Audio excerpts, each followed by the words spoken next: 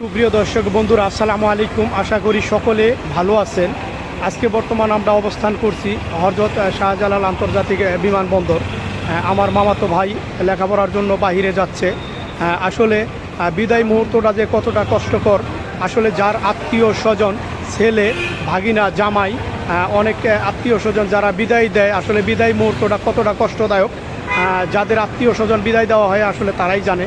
কারণ এখান থেকে হাজার হাজার শয় মাইল দূরে চলে যায় অন্য রাষ্ট্রে।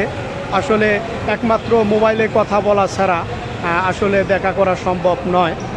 আসলে যেতে হয়, কারণ জীবনের ভবিষ্যৎ উন্নত করতে গেলে অবশ্যই জীবনের ঝুঁকি নিয়ে যেতে হয়। অনেকে লেখাপড়া করার জন্য যায়, আবার অনেকে জীবিকার তাগিদে চাকরি বাকরি করার জন্য যায়। আসলে যেতে হয়। সুপ্রিয় দর্শক বন্ধুরা, সুস্থ থাকবেন, ভালো থাকবেন। আপনাদের সুস্বাস্থ্য কামনা করে বিদায় নিলাম। আসসালামু আলাইকুম রহমতুল্লাহ। সুপ্রিয় দর্শক মণ্ডলী, ভিডিওটা কাছে এবং দূরে, দেশ কিংবা প্রবাসে যে যেখান থেকে দেখছেন সকলকে জানাচ্ছি সুস্বাগতম। সুপ্রিয় দর্শক মণ্ডলী, আজকে বর্তমান আমরা অবস্থান করছি হযরত শাহজালাল আন্তর্জাতিক বিমানবন্দর। এখানে অপেক্ষার যেন নেই কোনো শেষ।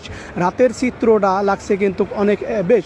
সুপ্রিয় দর্শক মণ্ডলী, অনেক যাত্রী বিদেশ থেকে আসছেন, আবার অনেকে বিদেশে চলে যাচ্ছেন। সুপ্রিয় দর্শক মণ্ডলী, সকল প্রবাসীর সুস্বাস্থ্য কামনা করে আজকের মতো এখানেই বিদায় নিয়ে গেলাম।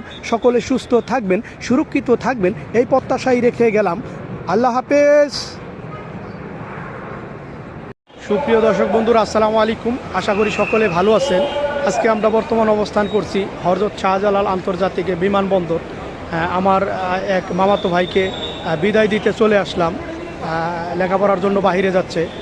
আসলে বিদায় মুহূর্তটা যে কতটা কষ্টকর সেটা বোঝানোর মতো নয়, কারণ যার আত্মীয় স্বজন বাহিরে যায় সেই বোঝে আসলে বিদায় মুহূর্তটা কতটা কষ্টকর। কিন্তু তারপরও যেতে হয়, কারণ জীবনের উন্নত ভবিষ্যতের জন্য কেউ লেখাপড়ার জন্য যায়, কেউ চাকরি বাকরি করার জন্য যাচ্ছে, নিজের ভবিষ্যৎ গড়ার জন্য। সুপ্রিয় দর্শক মণ্ডলী, সুস্থ থাকবেন, ভালো থাকবেন, এই শুভকামনাই রেখে বিদায় নিয়ে গেলাম। আসসালামু আলাইকুম।